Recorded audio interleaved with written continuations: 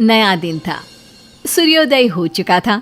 सभी के अलार्म की घंटी बजती है और सब उठकर हॉल में परेशान होकर इकट्ठे हो जाते हैं। तुम सबके कमरों में भी पानी नहीं आ रहा क्या? हाँ माँ जी, न किचन के नल में पानी आ रहा है, न बाथरूम में, ना ही किसी कमरे में। अरे यार, ये इतनी मॉर्निंग में ये वाटर को भी अभी जाना था। वही तो, आज मेरी एक इम्पोर्टेंट मीटिंग थी। अब मैं ऑफिस कैसे जाऊंगा? आज तो मंदिर में जम्मू से भट्ट जी आने वाले हैं। महापूजा है आज। अब बिना नहाए मैं कैसे जाऊं मंदिर? यार, एक तो हम सब ठहरे एक बड़ी जॉइंट फैमिली, और ऐसे में पानी की कटौती, इससे बड़ा दुखों का पहाड़ और कोई टूट ही नहीं सकता हम पर। आज मैं और मेरी फ्रेंड्स बंग। क्या बंग? कहीं तू बंग तो नहीं कहने वाली थी? हाँ निर्मिति, तेरा आज कॉलेज मारने का इरादा तो नहीं है ना? अरे नहीं रौनक भैया, आप ना कुछ ज़्यादा ही आइंस्टाइन की जैसे दिमाग लड़ाते हो। मैं ये कह रही थी कि मैं और मेरी फ्रेंड्स आज रिसेस में बन मस्का खाने वाले थे चाय के साथ। अरे ये सब छोड़ो और ये पता करो कि पानी सिर्फ हमारे घर का ही गया है या आस पड़ोस का भी। तभी दूध वाला घंटी बजाता है और दरवाज़ा खोलने पे उससे पूछे जाने पर वो बताता है कि आज इस गली में सभी के घरों में पानी नहीं आएगा। किसी के भी घर में पानी नहीं है। खैर, आप लोग दूध लेंगे या नहीं?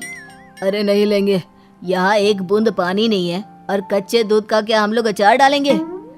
लेकिन पापा, दूध का अचार भी हो सकता है क्या? अरे रौनक बेटा, तू चुप करना। ओए शुक्ला, तू कल आना।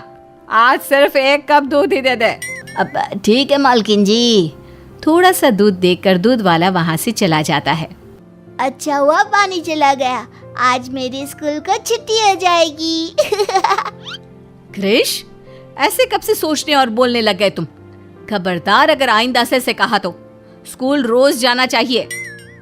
मैंने तो सोचा था कि सुबह उठ के सबके लिए आलू टिक्की बनाऊंगी। आलू भी उबाल के रख दिए थे, लेकिन अब बिना पानी के ना तो कोई खाना बन सकता है, ना कोई नहा सकता है, और ना कल रात के बर्तन घिस सकते हैं, ना पीने के लिए घड़ा भर पानी है। फ्रिज की भी सारी बोतलें खाली है। रात में 10 बार उठ के कोई ना कोई फ्रिज का पानी पीते ही रहता है। मुझे भी जोरों की वो आई है, अब मैं क्या करूं? क्या आई है मामा जी? निर्मिति, कितनी बार कहा है कि बड़ों से सही तरह से बात करते हैं। अब हम सब आपस में यूं ही वार्तालाप करते रहेंगे या फिर इस दुविधा का कोई हल भी खोज निकालेंगे? क्या हल बाबूजी? ना तो हमारी टंकी में कोई पानी बचा है, ना मोहल्ले में आसपास कहीं पानी मिलेगा। अब सूखे रेगिस्तान में फंस गए हैं, ऐसा ही समझ के चलिए। हाय राम, इतने गर्मी में हम बिना जल के कैसे जिएंगे? तभी विक्रम के फोन पर एक मैसेज आता है। आज गली नंबर 6 के सभी घरों में पानी नहीं आएगा। जब आएगा तब सूचना देने के लिए म्यूनिसिपालिटी के लोग आएंगे। लो कर लो बात। एक तो ना ये बताया कि पानी क्यों गया है, अब कौन कब आएगा क्या होगा। ऐसी रहस्यमयी बात है तो विक्रम बेताल की कहानियां में भी नहीं थी। एक काम करते हैं, हमारे घर से 10 मिनट की दूरी पर एक दुकान है, वहाँ पर पानी के डिस्पेंसर मिल जाएंगे। 5-6 ले आते हैं ताकि हम सब एटलीस्ट नहा धो तो सके। हाँ देव बेटा, ये एकदम सही तिगड़म लगाया है तूने। जा, तू और रौनक, तुम दोनों के दोनों जाओ और ले आओ डिस्को पेसर। अरे दादी, फिर से आपने गलत कहा। Dispenser, disco pacer. Disco pacer जैसा कुछ नहीं होता। क्रिश, इतनी बड़ी टंकी रखी है घर में, कभी तो उसमें पानी रखा करो बचा के। हाँ हाँ, जैसे कि मैं ही इस घर में अकेली रहती हूँ और दिन में 50 बार नहाती हूँ ना। अरे क्या बात करते हैं आप भी, घर में इतने सारे लोगों के वास है तो पानी बच पाएगा भला है? बात करते हैं। देव और रौनक पानी के डिस्पेंसर लेने दुकान जाते हैं, लेकिन वहाँ पहुँचने पर हमें माफ़ कर दीजिएगा, अभी आपके पहले 2 डज़न डिस्पेंसर बिके, आपने आने में बहुत देरी कर दी।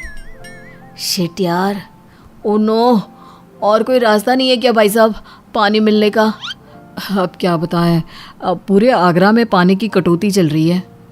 हताश होकर देव और रौनक खाली हाथ घर लौटते हैं। सभी घर वाले अब और भी ज्यादा परेशान होते हैं।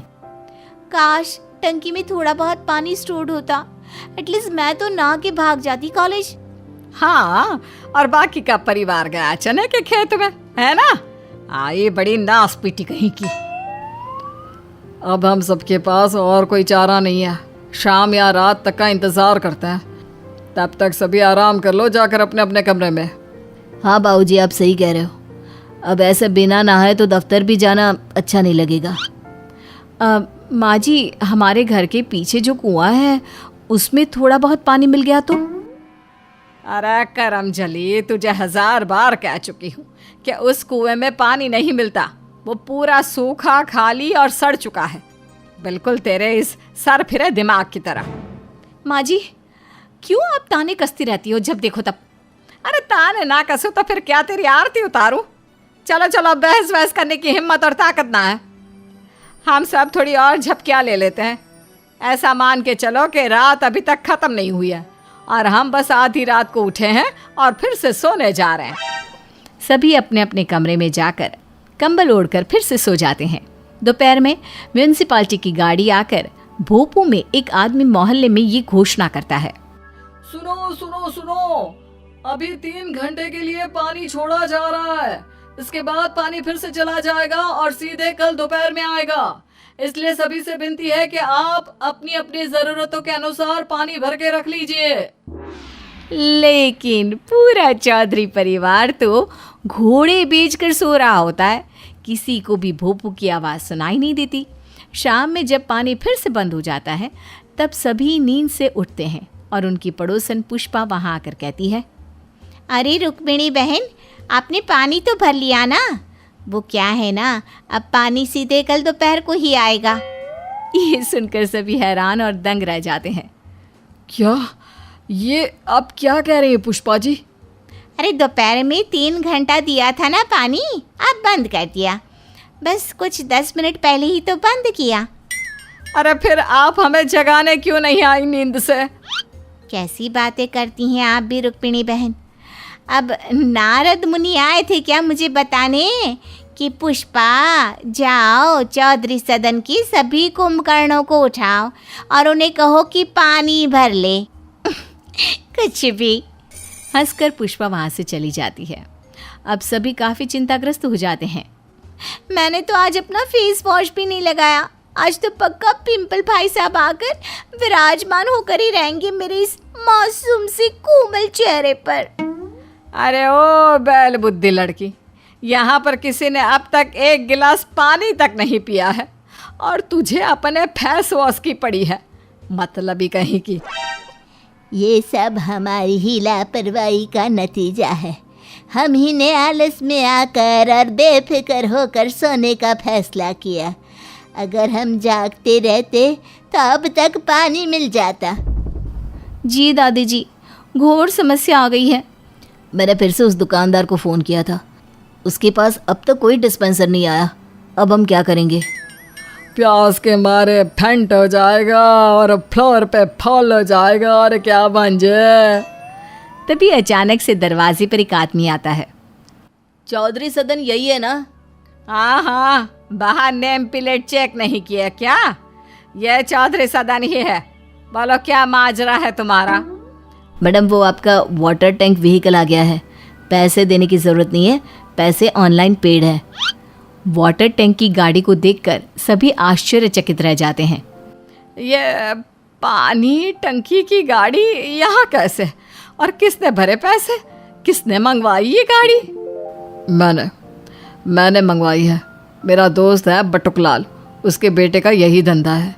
लेने जाओ तो ये टंकी बहुत अधिक महंगी होती है, लेकिन ये मुझे अच्छे भाव में मिल गई।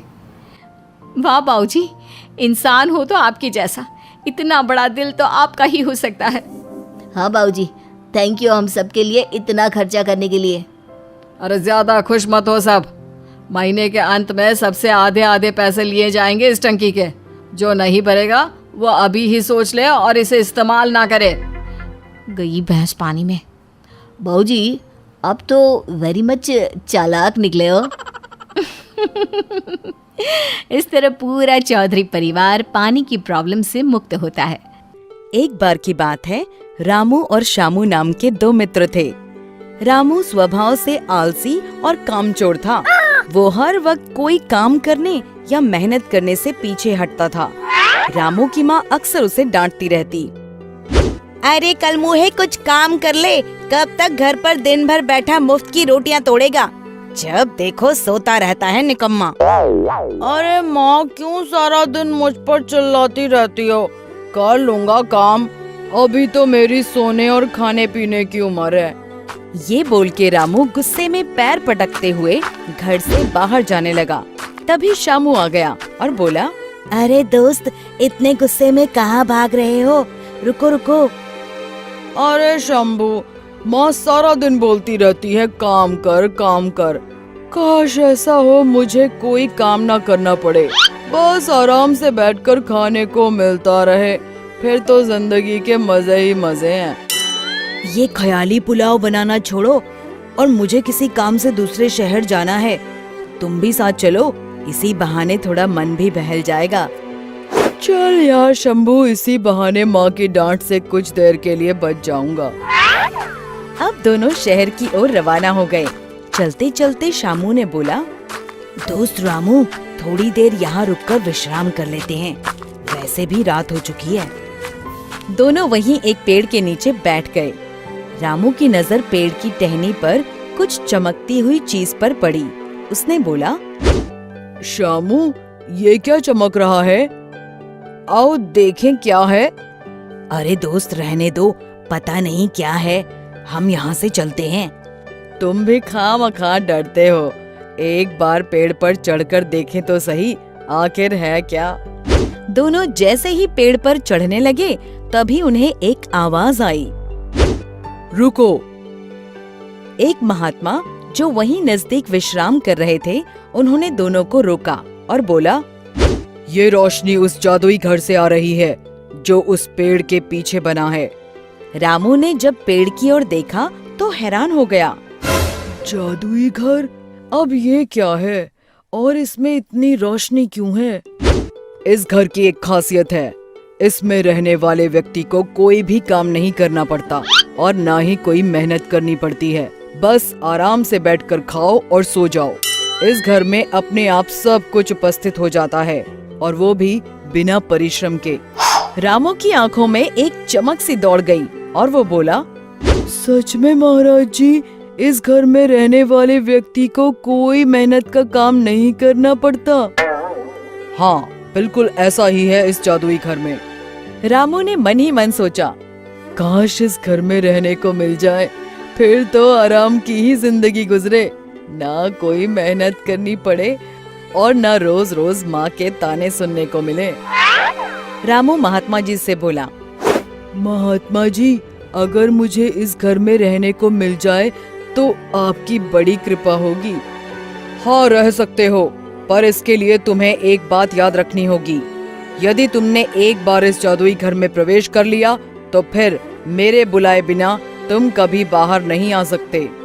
अब रामू सोचने लगा कि मुझे तो बस मेहनत करने से बचना है, ऐसे आलीशान जादुई घर को छोड़कर कौन आना चाहेगा जहाँ सब कुछ अपने आप मिल जाता है। दोस्त ये तुम क्या सोच रहे हो, चलो चलते हैं यहाँ से, देर हो रही है। तुम जाओ, मैं अब इसी जादुई घर में रहूंगा। रामू जादुई घर में जाने लगा। उसने शामू की एक न सुनी। शामू क्या करता, वहाँ से मायूस होकर चला गया। चमकते जादुई घर को देखकर रामू दंग रह गया। जैसे ही उसने घर के भीतर प्रवेश किया, घर का दरवाजा बंद हो गया। रामू बहुत खुश था। उसने सोचा, बहुत थक गया हूँ, अब कुछ खाने को मंगवाता हूँ, मुझे भूख लगी है, कुछ खाने को दो। ढेर सारे पकवान रामू के सामने लग गए। रामू इतने ढेर सारे पकवान देखकर खुशी से चिल्लाया, इतने सारे पकवान और वो भी बैठे बैठे, अब आएगा ना जिंदगी का मजा। भोजन करने के पश्चात रामू ने सोचा, थोड़ी देर सो जाता हूँ, बहुत नींद आ रही है। रामू सो गया। कुछ देर बाद वो सोकर उठा और फिर कुछ खाने के लिए मंगवाने लगा। फिर उसके आगे ढेर सारे पकवान आ गए। कुछ दिनों तक ऐसे ही चलता रहा। रामू जो मांगता जादुई घर में उसे वही खाने को मिल जाता। अब धीरे धीरे रामू ऊबने लगा, क्योंकि उसके पास खाने और सोने के अलावा कुछ करने को था ही नहीं। उसी एक घर में खाओ और सो जाओ। उसको समझ नहीं आ रहा था कि क्या करे, पर ये उसकी खुद की इच्छा थी कि उसे ऐसी जिंदगी मिले जहाँ मेहनत करे बिना सब कुछ मिल जाए। पर कब तक आप बिना हाथ पैर हिलाए, बिना पसीना बहाए, कोई काम किए बिना बैठकर खा सकते हो? रामू जोर जोर से चिल्लाने लगा, महात्मा जी, मुझे इस घर में नहीं रहना, मुझे यहाँ से बाहर जाना है। मैं मेहनत करके कमा कर खा लूंगा, पर यहाँ तो मैं पागल हो जाऊंगा। माँ, मेरा मित्र शंभू कोई भी नहीं है, मुझे उनके साथ ही रहना है। महात्मा जी, मुझे वापस भेज दो मुझे, महात्मा जी। चिल्लाते हुए अचानक से रामू को आवाज आई, अरे निकट्ठू, उठ जा, सूरज सर पर चढ़ाया है, कोई काम ढूंढ ले। अपने मित्र शंभू से कुछ सीख ले, वो कितनी मेहनत करता है। रामू टपक से उठा और घबराया हुआ बोला, माँ तुम? मैं जादुई घर से बाहर आ गया या फिर कोई सपना देख रहा था? रामू को समझ आ गया था कि बिना मेहनत किए जीवन बेकार है। शिक्षा, हमें हमेशा परिश्रम करते रहना चाहिए, क्योंकि परिश्रम का फल सदैव मीठा होता है। एक समय की बात है। सीता नाम की एक बहुत ही सुंदर लड़की रहती थी। कुछ दिनों के बाद उसकी शहर में एक अच्छे घर में शादी हो जाती है। सीता अपने ससुराल में बहुत खुश रहती है, लेकिन तभी एक दिन, अरे बहू, बाहर कितना अच्छा मौसम है, रिमझिम बारिश हो रही है, जरा रसोई घर में जाकर गर्मा गर्म पकोड़े तो तल कर ला। तेरे हाथों से बने पकोड़े भी खा कर देखती हूँ, अच्छे तो बनाती है ना? हाँ माँ जी, अभी बना कर लाती हूँ। इतना कहकर सीता रसोई घर में चली जाती है। थोड़ी देर के बाद सीता गर्मा गर्म पकोड़ों से भरी प्लेट अपनी सास के सामने रख देती है। सीता की सास जैसे ही एक पकौड़ा उठाकर खाती है, अरे ये क्या पकोड़े बनाए हैं तूने, इतना ज्यादा तेल? अरे ना समझ, तुझे तो जरा भी अकल नहीं है। अरे घर का सारा तेल उठाकर कढ़ाई में डाल दिया क्या तूने? सीता घबराकर अपनी सास से माफी मांगती है। मुझे माफ कर दीजिए माँ जी। सीता की सास बहुत गुस्से में थी।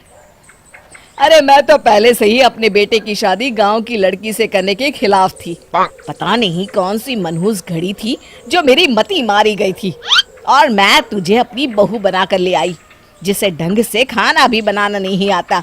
अब खड़ी खड़ी मेरा मुंह क्या देख रही है? हटा तेरे पकड़े यहाँ से। सीता प्लेट उठाकर बिना कुछ कहे चुपचाप वहां से चली जाती है। एक दिन सीता घर का काम कर रही होती है, तभी पड़ोस की एक औरत वहां आती है और सीता की सास से कहती है, अरे रमेश की माँ, आज मेरे पोते का जन्मदिन है, तुम शाम को केक खाने आ जाना, और हाँ, अपनी बहू को भी जरूर से लेती आना। हाँ हाँ बिरजे की माँ, ये भी कोई बोलने की बात है, मैं जरूर आऊंगी। फिर पड़ोस की औरत वहां से चली जाती है। सीता की सास सीता की तरफ देखते हुए कहती है, अरे तू क्या मेरा मुंह ताक रही है? मैं तुझे लेकर कहीं नहीं जाने वाली, जा अंदर जाके काम कर, बहुत सारे कपड़े धोने के लिए पड़े हैं। फिर सीता कपड़े धोने के लिए बाथरूम में चली जाती है और कपड़ों को बाल्टी में डालकर धोने लगती है। तभी उसकी सास वहां आ जाती है और गुस्सा करते हुए कहती है, अरे बेवकूफ लड़की, तुझे किसने कहा था इस तरह से कपड़े धोने के लिए? जब घर में वॉशिंग मशीन पड़ी है तो कपड़े उसी में धोने चाहिए ना। इस तरह तो तू घंटों तक बाथरूम में ही कपड़े धोती रहेगी। ये भगवान, तुझे तो जरा भी अकल नहीं है। तभी सीता कहती है, लेकिन माँ जी, मुझे वॉशिंग मशीन में कपड़े धोने नहीं आते। अरे तो मुझसे पूछ लेती, लेकिन तुझे समझा कर क्या फायदा, आखिर तू है तो गांव की ही। अरे जरा सुधा की बहू को देख, हर काम में तेज है, सारा मोहल्ला उसकी तारीफ करता है। सुधा बड़ी किस्मत वाली है जो उसे भगवान ने ऐसी बहू दी।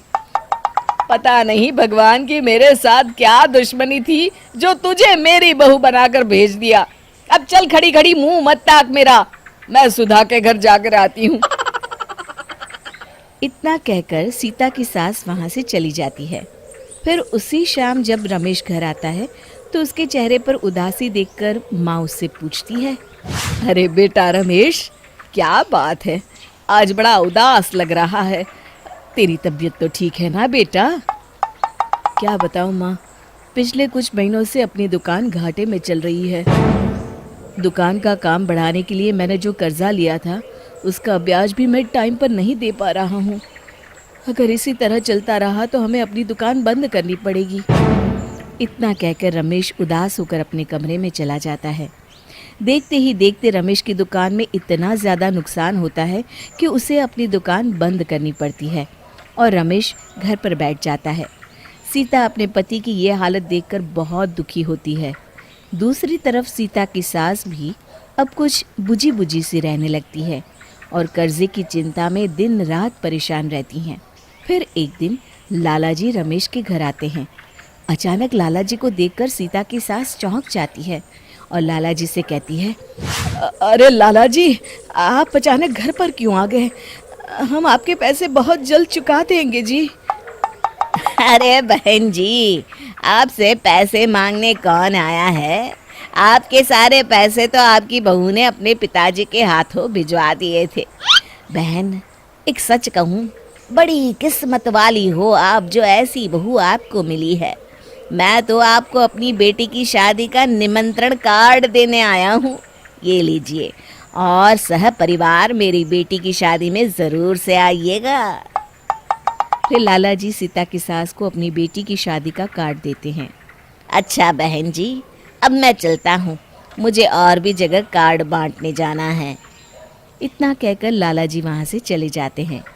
सीता की सास भागती हुई सीता के कमरे में जाती है और सीता को गले लगाकर कहती है, मुझे माफ कर दे बहू, मैंने तुझे बहुत परेशान किया।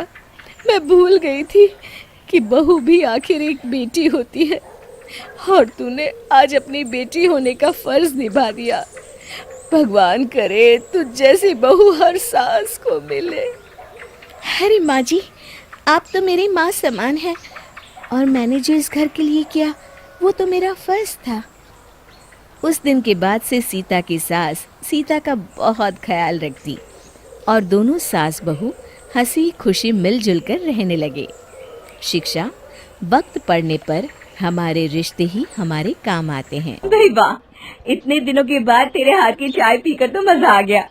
आज भी तेरे हाथों में वही जादू है। अरे तुम तो शहर में रहती हो, मैंने सुना है वहाँ तो खाने पीने की बहुत ही अच्छी अच्छी चीजें मिलती हैं, बड़े बड़े रेस्टोरेंट होते हैं। हाँ, ये बात तो है। जब से मैं शहर में रहने गई हूँ ना, तब से मेरी तो जिंदगी ही बदल गई है। मैं तो तुझे भी यही सलाह देती हूँ कि तू भी किसी तरह अपने पति को मनाकर हमेशा के लिए शहर में सेटल हो जा, फिर तो तू भी रोज मजे करेगी। बात तो तुम ठीक कहती हो, लेकिन अगर मैं शहर चली गई तो माँ जी का ख्याल कौन रखेगा? अरे तू उस बुढ़िया के चक्कर में अपनी पूरी जिंदगी क्यों इस छोटे से गांव में बर्बाद कर रही है? तेरी सास तुझसे नौकरानी की तरह काम करवाती रहेगी और तू पूरी जिंदगी इस घर में कोलू के बैल की तरह पीसती रहेगी। अरे तो आज के जमाने की औरत है। खैर, तुझे समझाना मेरा काम था, आगे तेरी मर्जी। अच्छा, तब मैं चलती हूँ। फिर इतना कहकर कविता वहाँ से चली जाती है, लेकिन कविता की कही गई बातें विमला के दिमाग में घूमने लगती है और वो शहर जाने के सपने देखने लगती है। फिर एक दिन, अरे बहू, आज तो मेरे घुटनों में बहुत तेज दर्द हो रहा है, जरा जल्दी आके तेल से मालिश तो कर दे। तभी विमला अपने कमरे से बाहर आती है और गुस्से में अपनी सास को जवाब देती है, अरे माँ जी, ये तो आपका रोज रोज का नाटक हो गया है। मेरी तो समझ में नहीं आता, आप मुझे अपनी बहू बनाकर लाई हैं या इस घर की नौकरानी? अरे बहू, आज तुझे अचानक क्या हो गया? मैंने ऐसा भी क्या कह दिया जो तू इतना नाराज हो रही है? बुढ़ापे में तो बहू ही अपनी सास की सेवा करती है ना। वो जमाना गया माँ जी, मैं आज के जमाने की लड़की हूँ। आज से आप अपना सारा काम खुद करिए। फिर इतना कहकर विमला वहाँ से चली जाती है। उसी शाम विमला अपने पति हरिया से हमेशा के लिए शहर में बसने की जिद करती है। सुनिए जी, कब तक हम इस छोटे से गांव में अपनी जिंदगी गुजारेंगे? अब तो राजू भी बड़ा हो रहा है, उसकी अच्छी पढ़ाई लिखाई के लिए हमें शहर में जाकर रहना चाहिए। अरे भाग्यवान, बात तो तुम एकदम सही कह रही हो, लेकिन शहर जाकर हम रहेंगे कहाँ? वहाँ ना तो हमारा कोई रिश्तेदार रहता है और ना ही कोई जान पहचान वाला। अरे जान पहचान तो बनाने से बनती है। शहर में तो कामों की कमी नहीं है और वहाँ पैसे भी बहुत अधिक मिलते हैं। मेरी सहेली कविता 5 साल से शहर में मजे से रह रही है। मैं तो कहती हूँ जितना जल्दी हो सके तुम भी शहर चलने की तैयारी करो। फिर हरिया अपनी पत्नी की बड़ी बड़ी बातों से प्रभावित होकर शहर जाने का मन बना लेता है और शहर जाने के लिए गांव के लाला से कर्ज ले लेता है। कुछ दिनों के बाद हरिया अपनी बूढ़ी माँ को घर में अकेला छोड़कर अपनी पत्नी और बेटी के साथ शहर चला जाता है। लेकिन शहर पहुंचकर हरिया को रहने की जगह ढूंढने में काफी परेशानी होती है। फिर बड़ी मुश्किल से किसी तरह वो एक छोटा सा कमरा किराए पर लेकर अपने परिवार के साथ रहने लगता है। हरिया रोज काम की तलाश में शहर भर में भटकता, लेकिन उसे कहीं कोई काम नहीं मिलता और फिर धीरे धीरे उनके पास बचे हुए पैसे भी खत्म होने लगते हैं और नौबत यहाँ तक आ जाती है कि उन्हें एक वक्त भूखा रहकर दिन गुजारना पड़ता है। एक रात हरिया पैसों का हिसाब करके अपनी पत्नी से कहता है, अरे भाग्यवान, ये कहाँ फंसा दिया तुमने? इस शहर में जीना तो बड़ा ही मुश्किल है। कहीं काम मिलना तो दूर की बात है, यहाँ के लोग तो सीधे मुंह बात भी नहीं करते। अब हमारे पास खाना खाने तक के पैसे नहीं बचे हैं। तभी वहाँ मकान मालिक आ जाता है।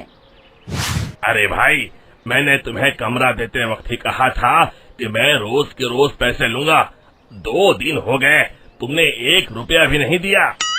सेठ जी, इस वक्त तो मेरे पास बिल्कुल भी पैसे नहीं हैं। आप मुझे कुछ दिनों की मोहलत दे दीजिए, मैं जल्द ही आपको किराए के पैसे दे दूंगा। ओहो, इस तरह की बातें तो मैं सालों से सुनता रहा हूँ। अगर तुम पैसे नहीं दे सकते तो कल ही कल मेरा कमरा खाली कर दो। हाँ, इस शहर में किराएदारों की कमी नहीं है। ये कहकर मकान मालिक वहाँ से चला जाता है। अब हरिया और उसकी पत्नी समझ जाते हैं कि बिना सोचे समझे शहर आकर उन्होंने बहुत बड़ी गलती कर दी। अब इस शहर में उनका गुजारा नहीं हो सकता। फिर अगले ही दिन दोनों शहर छोड़कर गांव चले जाते हैं। विमला घर पहुंचकर अपनी सास से माफी मांगती है। माँ जी, मुझे माफ कर दीजिए। मैंने बाहर वालों की बातों में आकर आपके साथ बहुत गलत व्यवहार किया। अब मुझे मेरी गलती का एहसास हो गया है। अरे बहू, तुमने अपनी गलती मान ली, मेरे लिए यही बहुत है। मैं खुश हूँ कि तुम दोनों को वक्त रहते अपनी गलती का एहसास हो गया।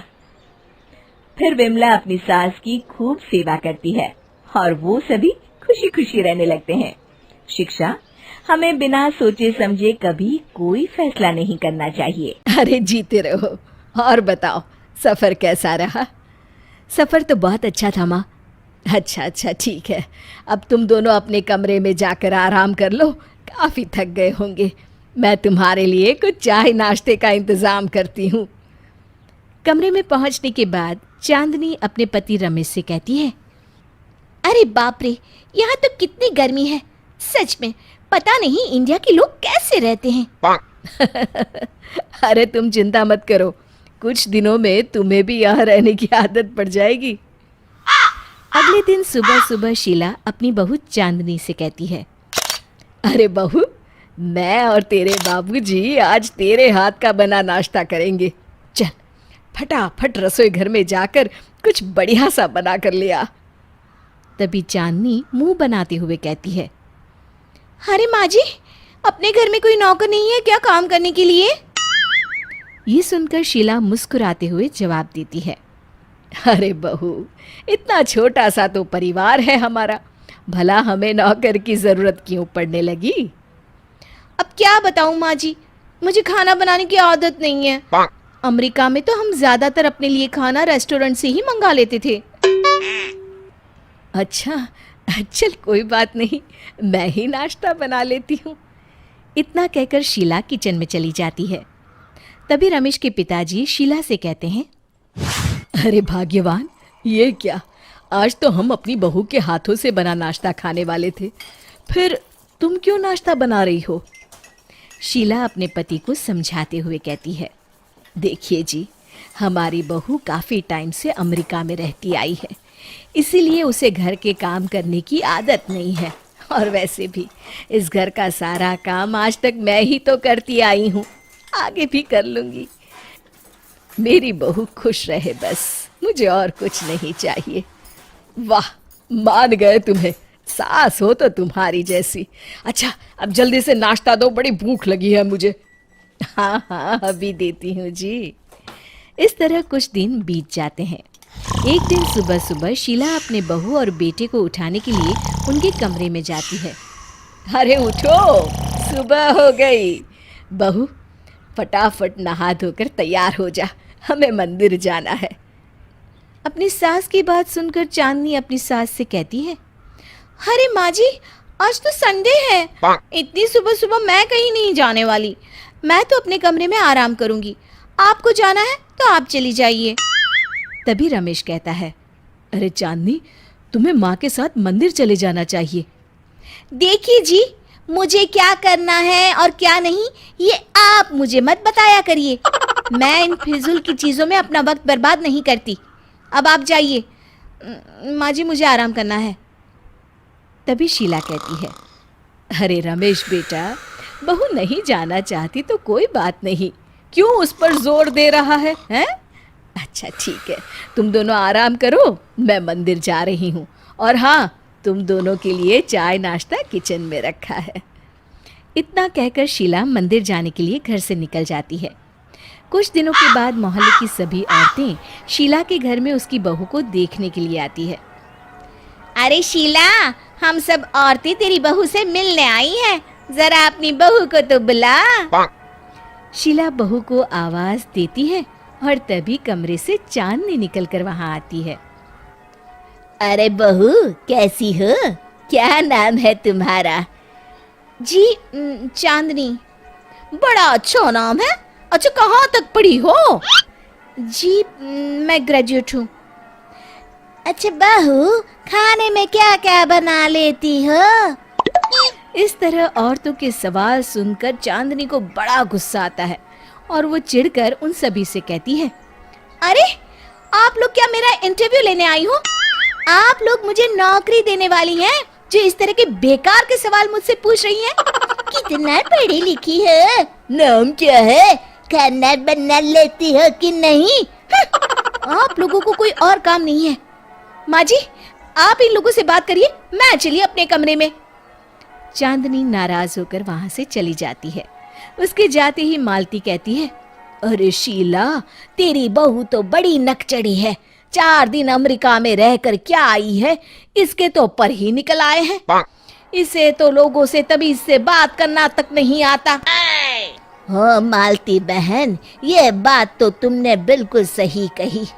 भला हमारी बहुओं की इतनी मत है कि वो इस तरह जवाब दे।